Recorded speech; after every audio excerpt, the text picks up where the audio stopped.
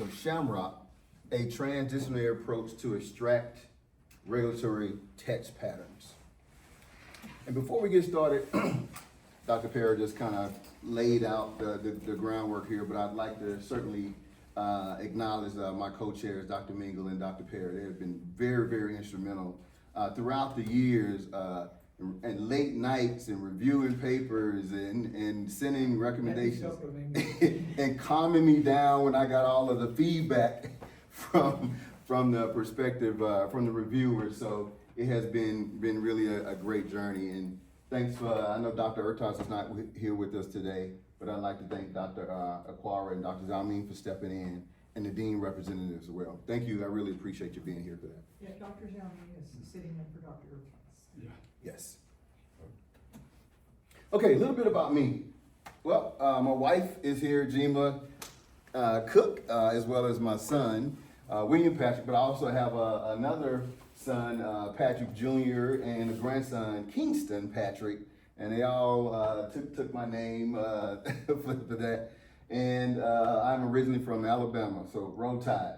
My professional career, I spent 12 years, 11 months, and 15 days in the United States Army. How many seconds? Exactly. I served in Desert Shield, Desert Storm, and in fact, I was a part of the Battle of 73 Easting, one of the most decisive tank battles in the Gulf War. I also work for Amazon currently as a senior technical program manager. I've been there for about 7 years, and prior to that, I worked for Raytheon, which was a part of my acceptance into the Ph.D. program with that particular cohort. And then prior to that, I worked for Lockheed Martin. So a large part of my career has been in defense. And then most recently, I switched over into commercial, and that's where I am now. My academic career started out with a bachelor's degree in computer science at the University of Colorado in Colorado Springs. My master's work is also at the University of Colorado in Colorado Springs, and my PhD work is here. And my research interests is really in generative AI, knowledge, representation, and reasoning, as well as AI, which consists of machine learning and NLP.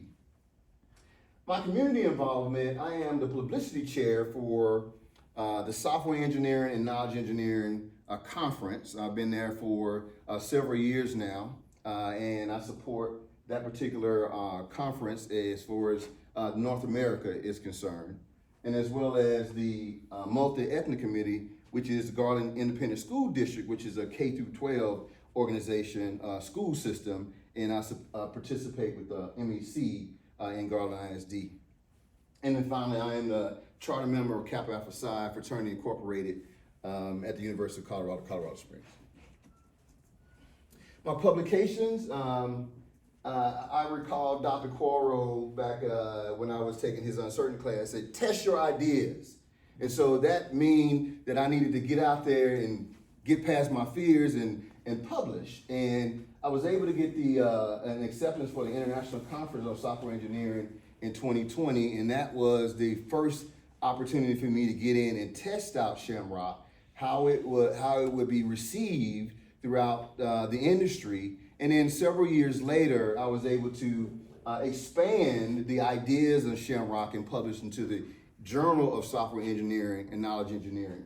The difference between that conference paper and that journal paper is that I was able to take those ideas and now test them against the work in the field. So I have this idea of SHAMROQ. I tested against one of the regulations, and I compared it in comparison to some existing work in the field, and I was able to publish that in the International Journal. And in the Transdisciplinary Journal, I expanded further by saying now, are these ideas able to be more broadly applied? And so then I was able to test it to multiple regulations within the process. So that's kind of the progression. Again, Dr. Carver, test your ideas, and I was able to get that done. So without further ado, we'll break down the outline here. I'll do an introduction, lit review, the methodology, with a focus on the research design, as well as the SHAMROQ framework, and then we'll talk about conclusion future work. So why this topic? Why this idea of SHAMROQ? So it was a byproduct of a conversation I had with a Raytheon research fellow back several years ago. And it was in the backdrop of recently passed legislation, Sarbanes-Oxley and the Dodd-Frank Wall Street Reform Act. Now, Sarbanes-Oxley was a direct response to scandals like Enron and WorldCom. And the Dodd-Frank was a response to the things that happened in the 2007-2008 financial crisis. And so we began to have a conversation about how these legislations will impact our software engineering processes, software development lifecycle. And when you look at that, we kind of have a conversation around how it will apply to all the stages of software engineering. For example, requirements engineering. Well, will you be able to take these newly found regulations and be able to extract the meaningful information that's a part of your product development, and then being able to use that information to build products, to be able to do that? So not only in the requirement engineering phase, but you also need to do it in the design phase. And then you need to be able to do it in the testing phase. And it needs to be this continuous cycle in software engineering as you apply regulations to the software development lifecycle in a continuous manner, because regulation continually changes. So what is regulatory compliance? Sadiq and Governor Tory defines compliance in general as this notion of being able to ensure that business practices comply in accordance to the recent practices. Then they further delineate compliance into different areas. For example, legislative, regulation, standard codes and practices, and also partner contracts. All of these elements are things that are artifacts that participate in this whole idea of compliance. And my focus is the regulatory compliance aspect of this overarching idea of compliance.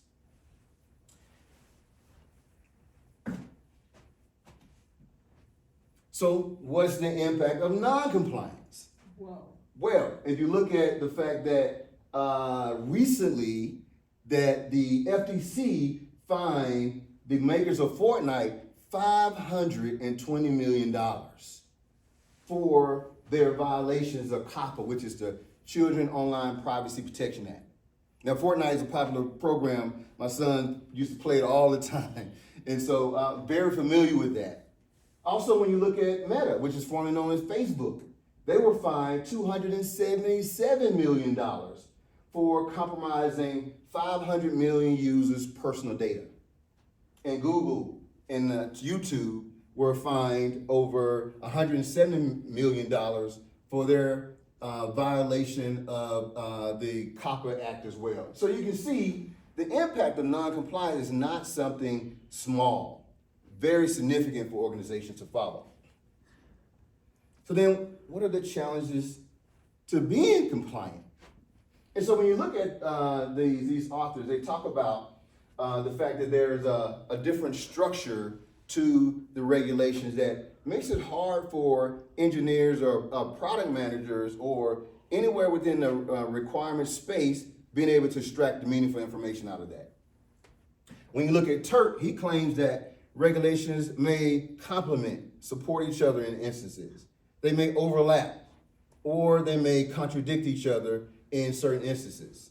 And then Zane talks about the fact that they're complex, they're manual, highly manual and prone to a lot of errors. Other artists like Bro and Anton and Otto talks about regulations contain intentional or just ambiguities. Sometimes they're intentional and sometimes they're non-intentional. But for the most part, there's ambiguity in the natural language. Quite naturally, there'd be ambiguity within the regulatory language as well. So what's the focus of this research? This focus targets the challenges posed by Joshi and Zane. That is the large organizational structure that exists within the regulations. That's the complexity involved in converting these diverse regulations into the manual time-consuming process. And so this work that I'm proposing addresses these challenges by automating this idea of having this code of federal regulation, extracting the information out of that, and then modeling it in a way that requirements engineers or system engineers could use that information to build products. So techniques like NLP, natural language processing, rule-based framework, you may have heard generative AI, you may have seen how ChatGPT and Claude and others are taking information and allowing, using it in a regulatory fashion. But the combination of NLP, this rule-based extraction, this generative AI, is something that is not previously explored in the literature, not in combination.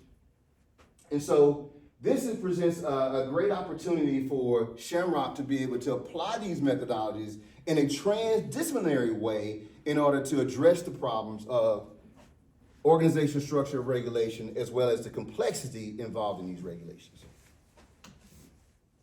So what is SHAMROQ? I like to think about SHAMROQ along two vectors. Vector one is this transdisciplinary framework. It includes software engineering, it includes AI, it includes legal theory, it includes these elements, these transdisciplinary components in order to address this issue of regulatory complexity. And then the other vector is around SHAMROQ is a tooling mechanism that one could use rule-based engineering, apply the applications that I've used in SHAMROQ as a mechanism to extract and model deontic expression. So you have this two-pronged vector, one as a framework, the other as a tool to be used, that's SHAMROQ. So, the acronym. Now, although my name is Patrick, it's synonymous with St. Patrick, synonymous with SHAMROQ, this was a byproduct of actually the components that make up the strategies for the solution. So the first one being semantic web parameterization. You'll see the previous work was built on an idea by Bro called semantic parameterization. And so building on that using an ontology framework, using a semantic web framework is where I use semantic web parameterization. Hofeldian legal concepts are the ideas that Wesley Newcomb Hofield presented when it comes to regulations, being able to extract more meaning out of regulations and being able to provide them down into obligations, permissions, and that applicability. And then the AI, you'll see the use of generative AI, OpenAI's API, you'll see metadata, there's a reasoning component in legal rule, and then the ontology and query language. Quite naturally, we won't be able to cover all of these today, but my focus is really on the extraction and modeling element using a component. But there's a lot of future work here that enable this to really grow and mature into something that's really meaningful throughout the industry. What is the research here? So, aim to describe the challenges in extracting and modeling regulations. Develop a transdisciplinary framework to extract deontic expressions from the Code of Federal Regulations, which is the CFR I talked about here, and to transfer these provisions to expressive conceptual machine-readable models in legal rule ML. The motivation here is the evolving regulatory landscape. Although we talked about COPPA, HIPAA is evolving with the high-tech regulation. There's also opportunities now in the generative AI space. What to do about the ethics involved in that. There's always an idea of looking at the finance regulation. So there's a lot of legs when it comes to the regulatory work here and the motivation around doing this work. And then we've seen the risk of non-compliance. What happens when you don't comply with these regulations? Potential for fines, and we've seen the hefty fines. Reputational damage, not to mention jail time. And so there are very major consequences when it comes to not complying. And then the need for automation. When you look at a consistent theme across all of the authors or the researchers within this space, they all talk about automation. The fact that you have to extract the information from these regulations.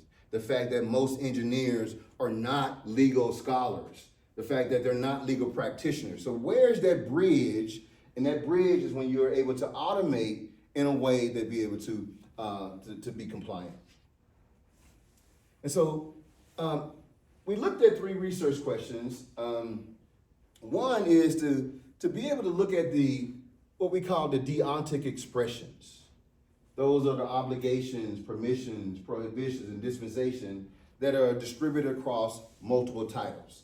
Now, when I looked at the fact that the purple I talked about in CQ Journal, I only looked at one regulation, that was CFR 48. And now, in this particular dissertation, I wanted to see how broadly applicable is SHAMROQ. And so we looked at 3 of these, and we want to look at the differences that they display. Research question 2 is, in what ways do the syntactic structures and linguistic features within these expressions, and how do they present challenges for the process of automatic extractions? You know, the law is written in natural language.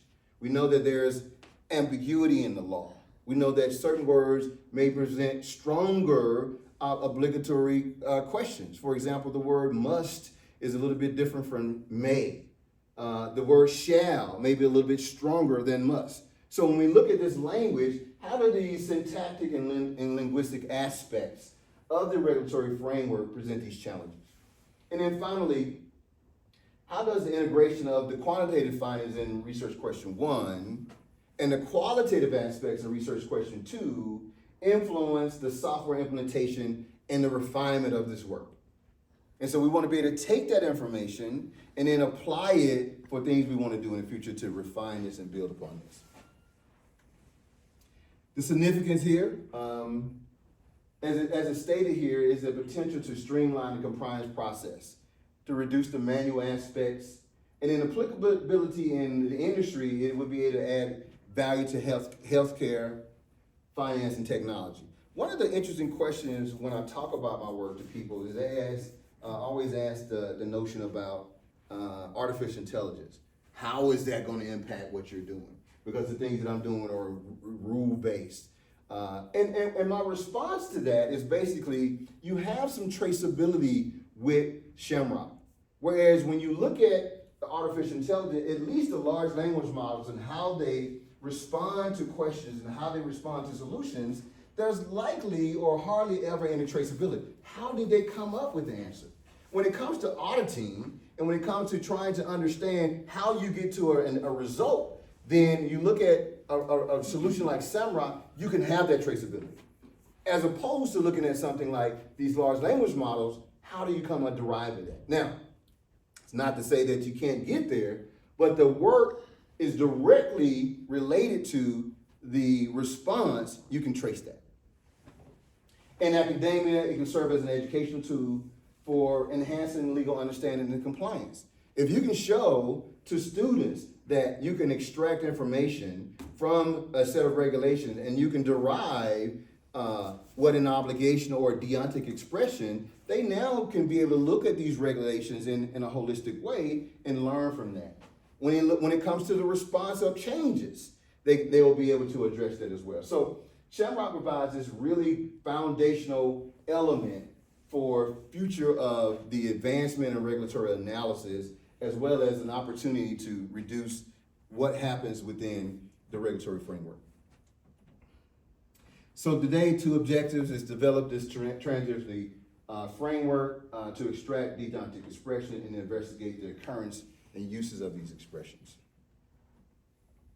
So literature review. So over the past couple of decades, there was several approaches, if you will, to address regulatory extraction of regulatory information. There is logic being used. I always liken the whole logic idea to, in my youth, we had this thing of word problems. So how do you take a word problem and turn it into math?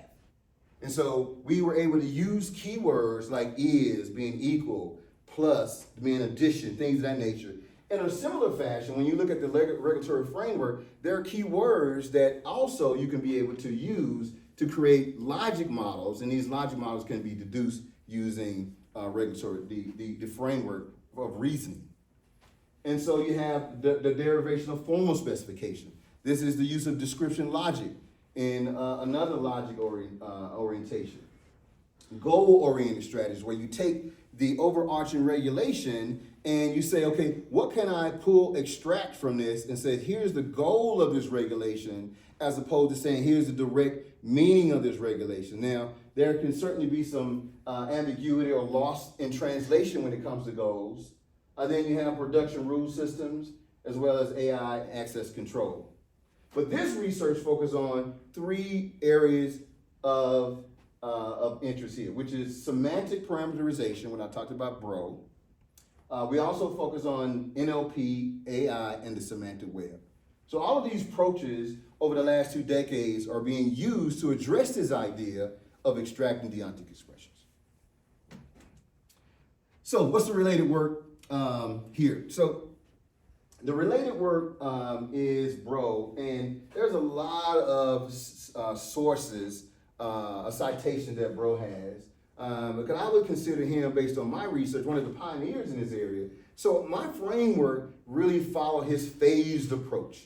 And so I'll show you a comparison here, but what BRO does is he developed this formal systems of using description logic, using concepts and hierarchies, and the fact that he structurally uses his methodology to convert this regulatory text into models.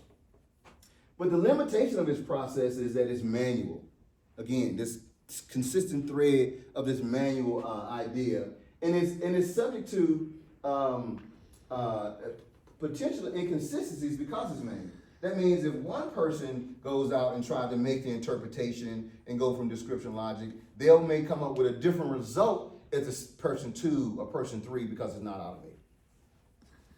And what SHAMROQ does is we automate the parsing and mapping in a consistent way. And so because we have this automation, we were able to have a little bit more consistency across our approach. And instead of using description logic, we use the feasible logic, which is a non-monotonic logic system. And so when things change, we'll be able to adapt where BROs don't have that feature.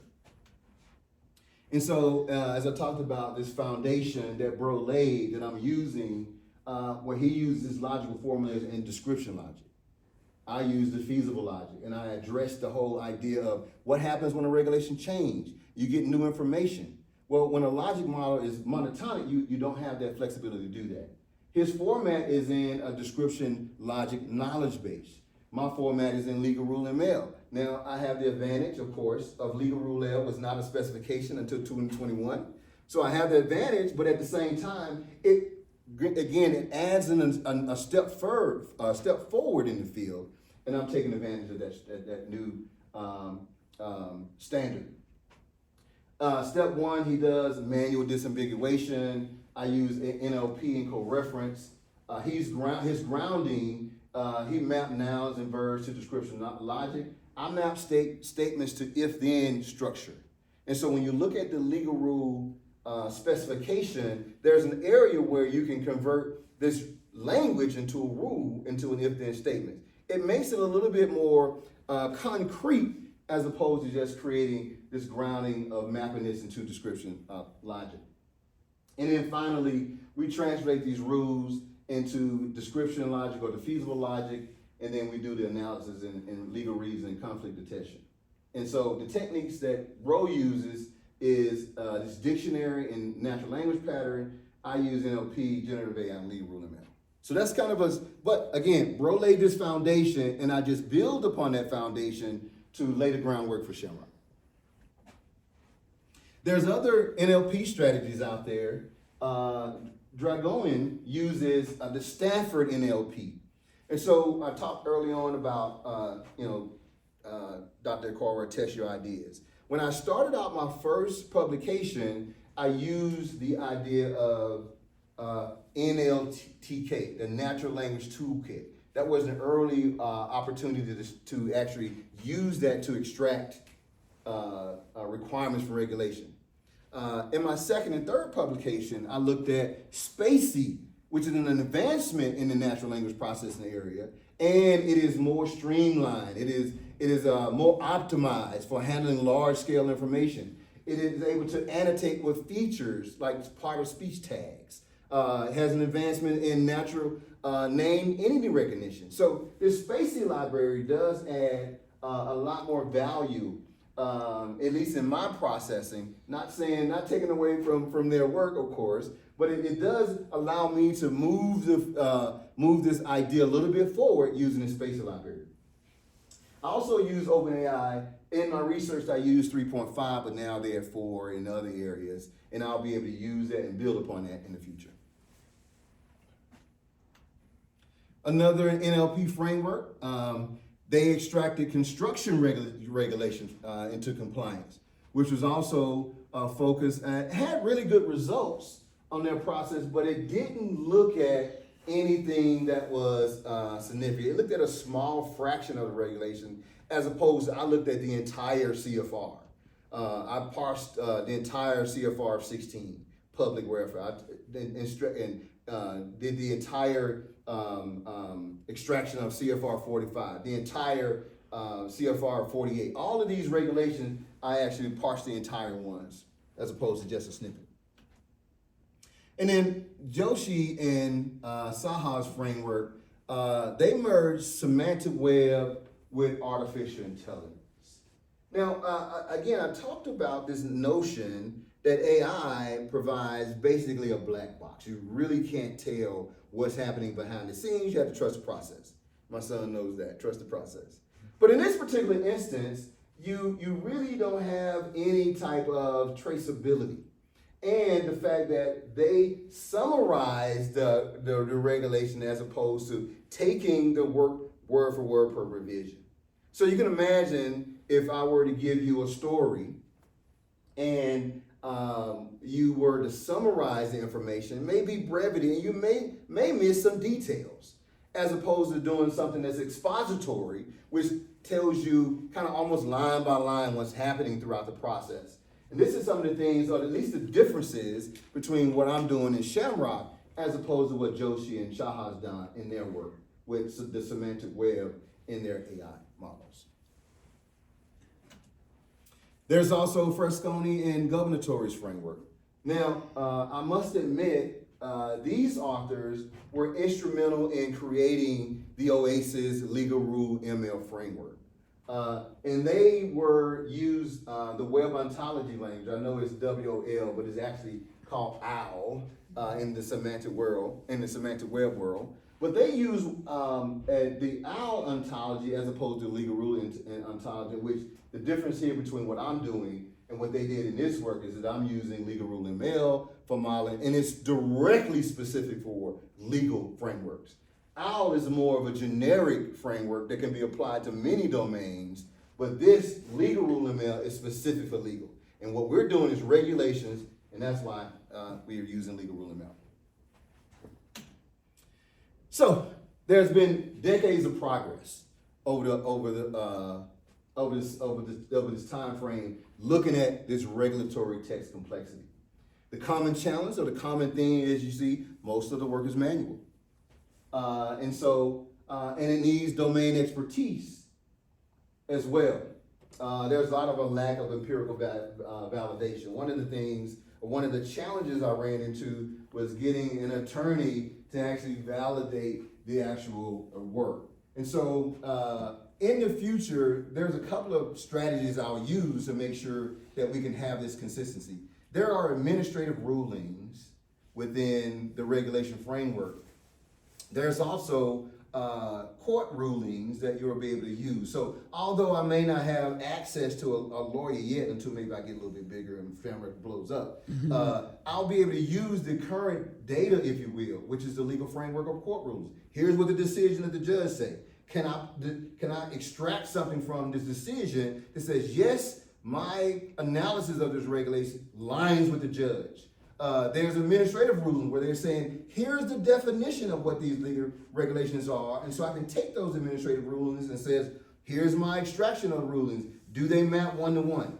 And so, although I had the challenge of finding an attorney over many, many months, I did find other ways to validate the work. Dr. Mingle said, go out there and get me something current. Go out there and get me something now. And so I found Joshi's work to make sure that there was regulation 48 FARs. I was able to compare my work there. And so there are many ways that I was able to find the validation, although it wasn't really available in this space, because this space is still evolving, if you will. And then the future direction quite naturally is, I think the transdisciplinary approach is something that's innovative, it's something that's comprehensive, and it's something that will be used more and more as I start to put more and more literature out there. Again, I go back to Dr. Okoro's class. He said, if the literature is not out there, you put it out there. You build on it. You build on it. You keep publishing, and you keep publishing. So I'll keep publishing until we get enough out there, enough reviewers to review this work, and we can now say we have an approach that's uniformly accepted in this particular area. So transdisciplinary design. So I use Ertog's definition here when it comes to the transdisciplinarity. And so we look at the characterization of this approach as collaborative and as uniting diverse disciplines. And quite naturally, you talked about legal theory, computer science, artificial intelligence, logic. There's multiple disciplines, and I think we passed that bar. When it aims to create and apply a unified conceptual framework for complex challenges. I think we passed that bar because we are unifying this idea through this notion of SHAMROQ. And when I look at this and say, do it requires collaboration of these different aspects? Absolutely. The scientific aspects, the social aspects of the law and how it's applicable across to real people, the practical knowledge of me being a software engineer in dealing with this particular space. I think we meet that bar too as well. And then the importance of a comprehensive and integrated approach. SHAMROQ meets that bar because it is comprehensive and it is integrated. Now, Mambo describes two areas that software engineering and AI to really merge different perspectives to meet this idea of transdisciplinarity, right?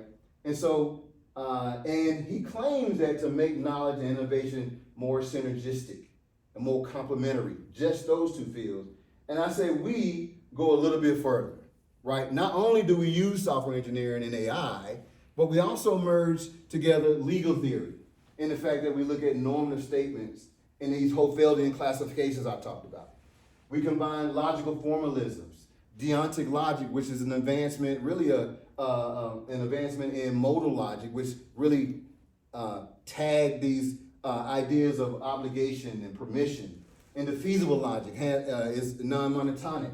We look at this idea of syntax. How do you read a particular sentence and how do you parse the speech tags? How do you get the meaning from those words? What's the context? And again, AI, because we use generative AI to convert the regular statement into an if-then statement, there is traceability there. You can look at a statement and says, does this make sense as if-then? It's not a just one step as opposed to 4 or 5. And in NLP, quite naturally, that's the way that we parse the language. And then software engineering. You see software engineering is this thread that underneath this. And it's important to really highlight this particular area, A, because it's my field and this is what I've been doing for a long time, but B, because of the fact that this is continuous. And one of the software engineering methodologies, you have several. You have waterfall, you have agile, you have DevOps, and you have this idea of DevSecOps. And the reason I use this as an undergirding here is the fact that regulations are continually changing. Things are evolving, things are moving. So you need to always be in this cycle of looking at the regulations. What are the requirements coming out of this thing? Do we need to change something in the design? Do we need to change how we're implementing this thing? We need the testers do change when it comes. And then we deploy it, and then we need to verify operations. This is a continuous integration cycle. And so although these things are happening at the top, one other thing that comes out of this transdisciplinary idea is this level of abstraction. And so how do you contain all of this information in a unified way? And what's the level of abstraction from this? And then what's the level of generality here? And that's this idea of deontic expressions. No matter what, when you're talking about the law, you're either obligated to do it, or you're prohibited from doing it, or there are other areas. But at the same time, these ideas or these domains are what's integrated to be able to pull that level of abstraction that you can have a deontic expression and then apply it across all laws. They all are obligated, you're all obligated no matter what the law is. This is transdisciplinary framework, and this is why this framework is transdisciplinary.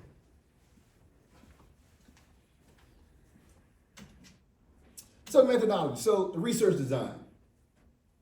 All my papers, I really talk about this idea of why I chose every approach. And I recall Dr. Mingman saying, okay, you use this research design, but why? Why did you do it? So now every time that I do a research methodology, I have to say, why am I doing it? And so we chose the pragmatist approach for this worldview because of its flexibility. That's why we chose it. And the fact that we'll be using the mixed method research. What quantitative data that you're going to be using, and what qualitative data that you will be using, and how do you synthesize those two information to do something new, or do something more. And so this is why we chose this. And out of the mixed method research, we chose the explanatory sequential method because it does the quantitative first and then the qualitative next. And that's why we chose that particular approach. Research question 1. We collected the data by going directly to the government's website. Gov.info. Gov.info has all of the regulations out there, all 50 what we call CFR titles, the Code of Federal Regulations. So anything that governs our society today is involved in on that website. How we apply those are quite naturally, maybe not so uniformly all the time, but for the most part, the information is available. And so I take that, and then I wrote some bespoke software to be able to read that regulation, extract those deontic expressions, that level of abstraction, and do it at scale. And we analyzed the data using SPPS, and we verified it using Excel and in vivo.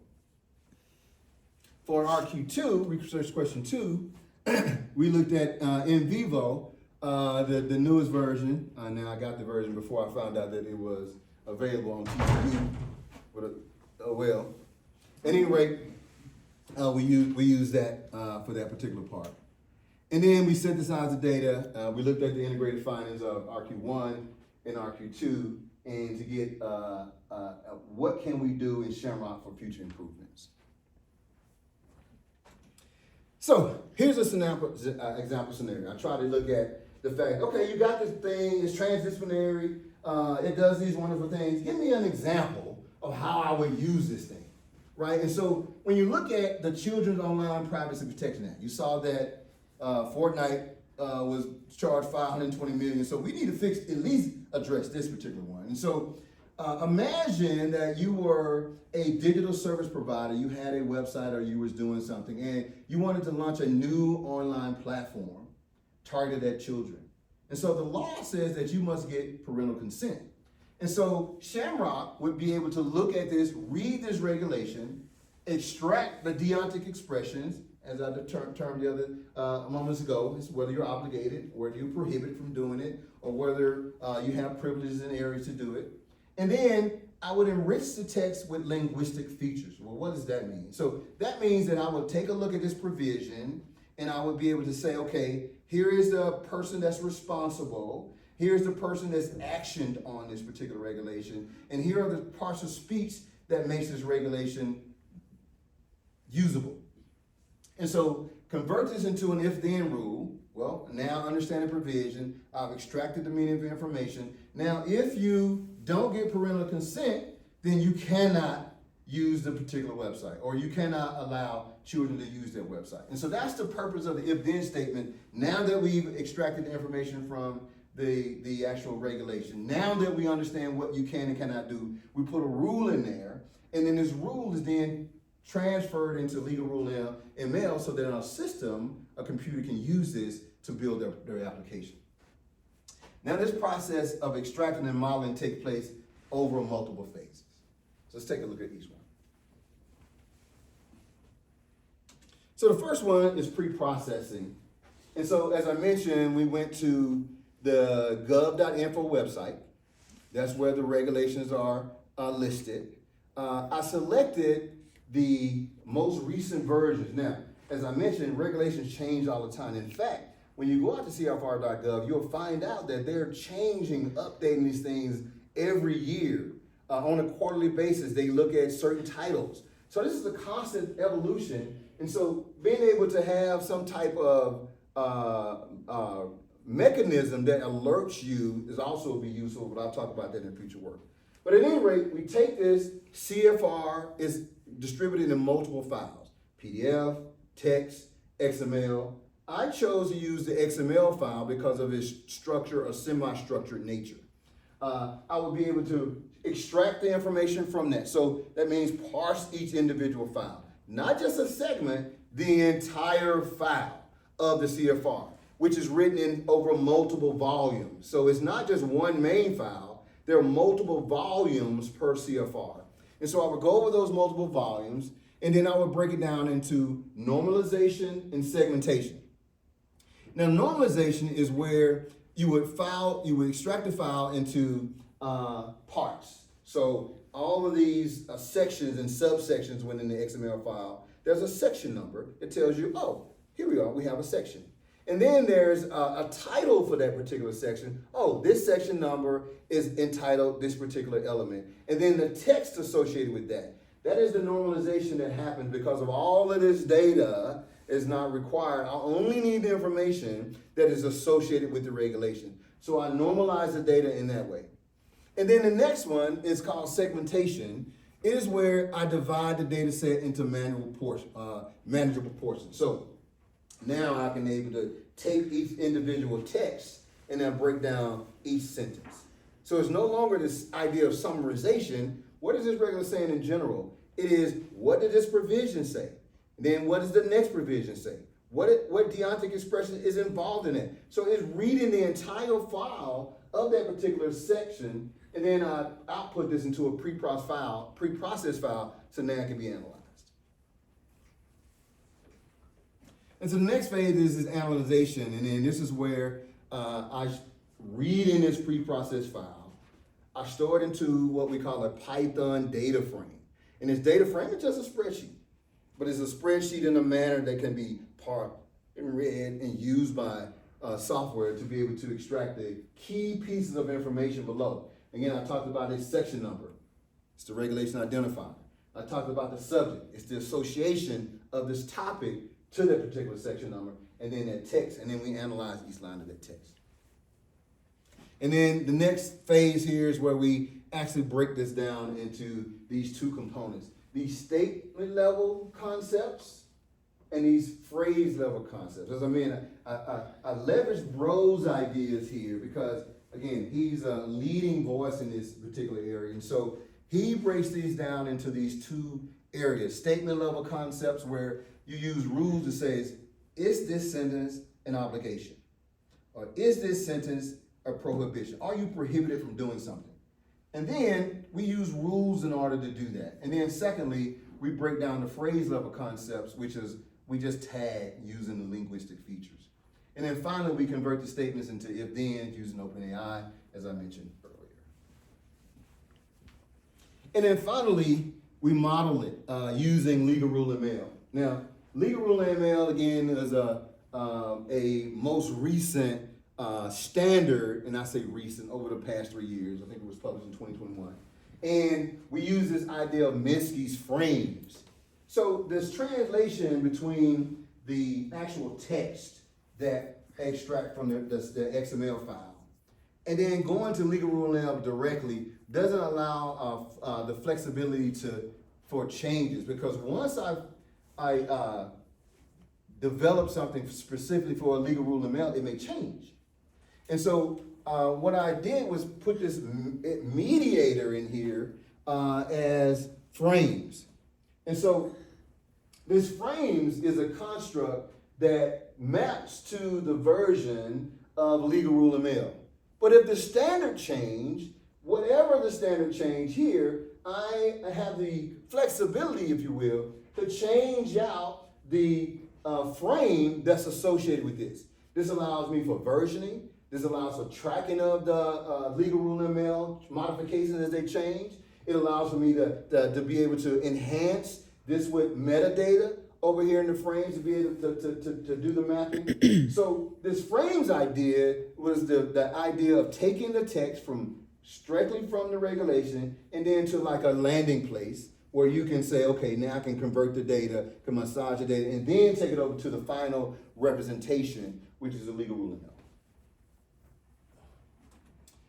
So what are the results? So, as I talked about, there were three research questions. Research question one was, how are these obligations or deontic expressions, if you will, distributed? And as you see, you have Title 16 has 59% obligations and over 33% are permissions. And so when we look at this, you can say this is heavily slated into this obligation permission, but not so much in what you're not able to do or what you can't do. And so you can see that uniformity across Title 16 and 45, but there's this big hop in Title 48. And so what's happening here?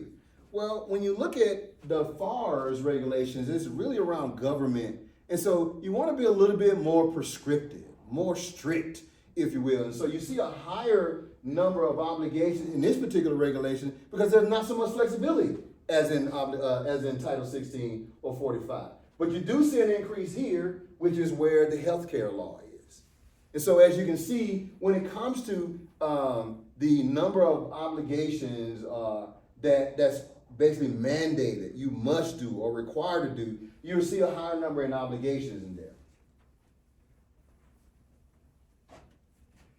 So I also ran a chi-square test to determine if there was any correlation between those expression types and the CFR titles.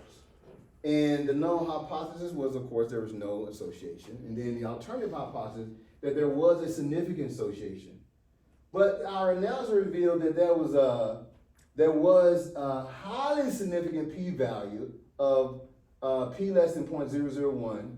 And given this outcome, we were able to reject the null hypothesis in favor of the alternative hypothesis, meaning there's a strong association between the titles and the CFR. Well, what does this mean? Well, this really means that if you look at a specific regulation, then you can almost say that there's an association to the deontic expression. Well, what does that mean for software? That means that you can now look at building your software solutions around things that are more obligatory because they're more mandated solutions. So you need to be looking for shall. What's the context around shall? What's the context around the word must? What's the context around can or may? And so you can now look at the specific regulations and now make a correlation to this is higher when it comes to something that's more prescriptive vis-a-vis having something that's not more prescriptive, which is you may have more flexibility. So previous results, when I did the SIKI, I did a 2-sample t-test. And the null hypothesis here was there is no significant difference between the total distractions from these two approaches. So Joshi's approach was using ML, AI, and semantic web. My approach was using SHAMROQ, and I wanted to compare what these results were when it came to the number of expressions extracted. So there's again, Mingle, find me some current data. So I look, find me some current data. So I was able to find this paper published in 2020 that says that yes, I was able to extract 9,000 deontic expressions in this totality vis-a-vis the 14,000 that I selected. So the question becomes, why is your number higher? So using the 2-sample t-test, I was able, well, there is a significant difference here. So I need to dig around and find out why there's difference. And it turns out this is where it came up with this whole idea of summarization. And so when you evaluate idea that is summarized, there may opportunities to be able to discover these deontic expressions. This is why I'm leaning more and more towards this rule-based analysis as opposed to using the ML analysis, where I can now say, I understand what exactly my rule and what was the outcome of my rule. But when I look at this text summarization, I cannot make a direct correlation between what the outcome was that particular approach vis-a-vis what I did here. So I'm leaning more and more direction there, but this was the result of the previous work. Patrick? Yes. Can you finish in another 10 minutes? Yes. Thank you. Yeah. And then here's the linguistic elements. You see these words here. So we talked about the quantitative analysis. Here's the qualitative analysis here. And the fact that we have words like you may expect, pardon may. So these mays here indicate that there's some flexibility in the regulation. You may do it, as opposed to looking at something like, let's go this CFR 48 here, where you shall do it. Look at the strong representation of 814 words that has the concept of shall, meaning that there's less likely being flexibility there because of that particular keyword. And then when you look at the fact that this integrative approach, I was able to say that when you look at the capability of identifying these obligations like shall and must, you really need to look at the flexibility as opposed to the prescriptive nature. And then what are the limitations? So there's dealing with natural language. There's always nuances and cultural variations, especially when you come across different countries. I work in Amazon, and so as an Amazonian, we are global. And so although we have to build our systems in a way that impacts how we address the regulations in the United States, we also have to consider other countries.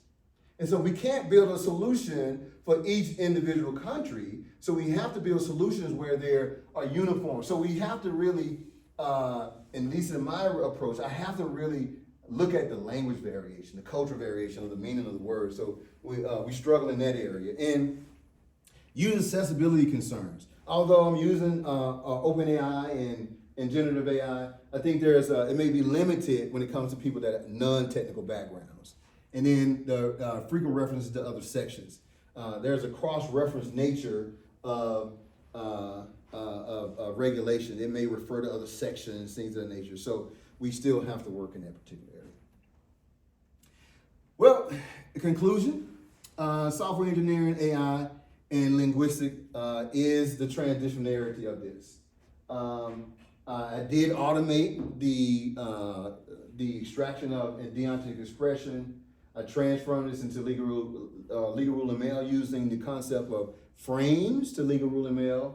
And we use the Spacey library as opposed to what I did previously, which was NLTK or the Stanford library, NLP library. And we were able to significantly advance this area in legal dynamics and for this long structured hierarchy document. The contributions was this transdisciplinary framework, the software tool, and the fact that we make advancements in the area of transdisciplinary design and regulatory compliance. And when it comes to future work, now this is a big lofty goal, but I do want to automate all 50 CFR and build a system that would detect these changes. I think that would become significant, primarily because legal rule ML is a standard. Most of these organizations understand that. And so being able to build a system that enables to evaluate that, I think would be take what we're doing to the next level. Moreover, when you look at the fact that this rule-based systems, it could also feed in these machine learning models. And so if you're going to be moving in towards machine learning, you want to be able to have feature sets that you can have some dependency on.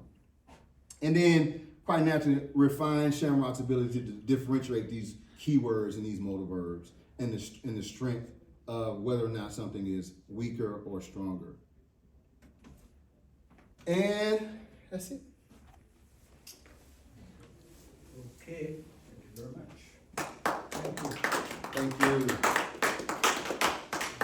So, first, the general audience, if they have any question, it looks like only the committee members and, they have to excuse us. Yeah, yeah, yeah. Okay. Yeah. So that the committee